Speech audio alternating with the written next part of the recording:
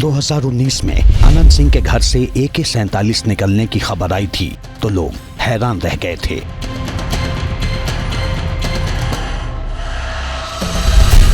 लेकिन उससे बड़ी हैरानी तब हुई जब पटना हाईकोर्ट ने निचली अदालत का फैसला पलटते हुए अनंत को बरी कर दिया। सरकार जिंदाबाद जिंदाबाद जिंदाबाद। बरसों से पटना के बेउर जेल की रोटी खाते रहे बिहार के बाहुबली नेता और पूर्व विधायक अनंत सिंह बरी हुए तो पत्नी नीलम देवी का विधायक आवास गुलजार हो गया। समर्थक जुटे, मिठाइयां बांटी गई और छोटे सरकार जिंदाबाद के नारे लगने लगे।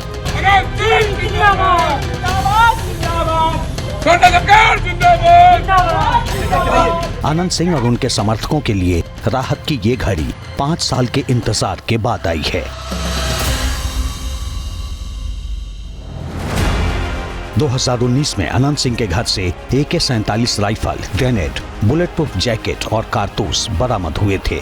पुलिस ने इस मामले में अनंत सिंह और उनके करीबी सुनील राम के खिलाफ केस दर्ज किया था। 3 साल तक चले ट्रायल के बाद निचली अदालत ने 2022 में अनंत सिंह को 10 साल कैद की सजा सुनाई थी। उस समय अनंत सिंह विधायक थे, लेकिन सजा हुई तो कुर्सी चली गई। अनंत सिंह 2019 से ही पटना की बेउर जेल में बंद थे, लेकिन उनके खिलाफ अपील में पटना हाईकोर्ट ने सबूतों को नाकाफी माना और अनंत सिंह बरी हो गए। माननीय विधायक अनंत कुमार सिंह जी का जो AK-47 वाला मामला था, ऑनरेबल हाई कोर्ट से आज रिहाई हुई है। माननीय न्यायमूर्ति चंद्रशेखर झा की यहाँ से 25/8 से वो कस्टडी में थे। एक दूसरा मामला था सचिवालय में जो कहा जाता था कि बुलेट प्रूफ जैकेट बरामद हुआ था, उस केस में भी रिहाई हुई। फैसला अदालत का है, लेकिन नीतीश सरकार लालू की पार्टी के निशाने पर है।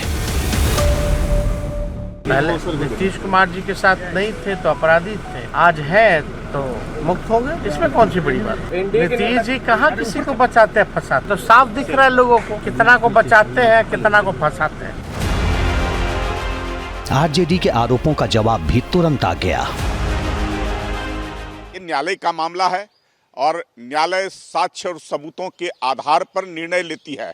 जरूर कहीं ना कहीं जो है से कोई साक्ष्य उस प्रकार का नहीं मिला होगा, तभी न्यायालय ने इस प्रकार के फैसले दिए होंगे। पटना हाई कोर्ट के फैसले का हम स्वागत करते हैं और निसंदेह अनंत सिंह जी को इससे एक बड़ी राहत मिली है। उनकी पत्नी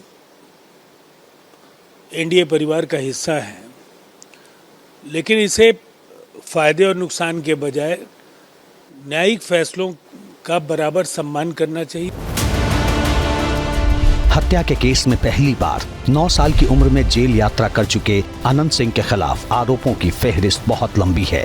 कत्ल, फिरौती, डकैती, अपहरण और रेप जैसे संगीन मामले दर्ज हैं, लेकिन अनंत सिंह के सियासी रसूख में कभी कोई कमी नहीं आई। जब खुद विधायक नहीं रहे तो पत्नी को बनवा दिया।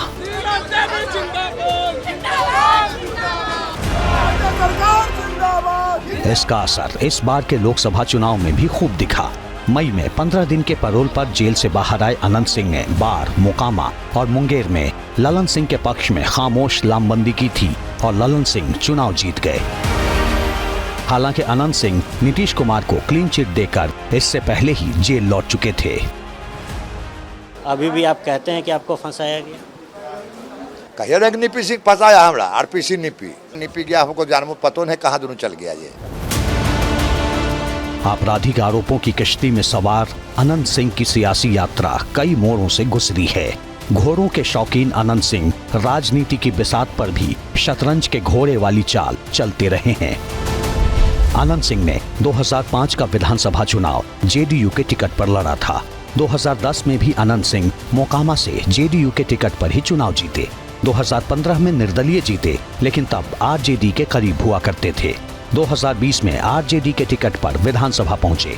2022 में जब खुद नहीं लड़ पाए तो पत्नी को RJD के टिकट पर विधायक बनवा दिया।